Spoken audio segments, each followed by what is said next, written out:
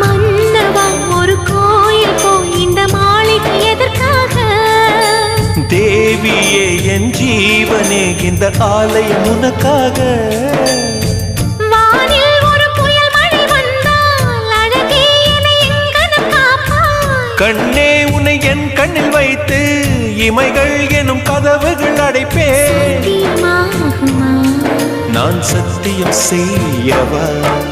தொடு தொடுவெனவே வானவில் என்னை தூரத்தில் அழைக்கின்ற நேரம்.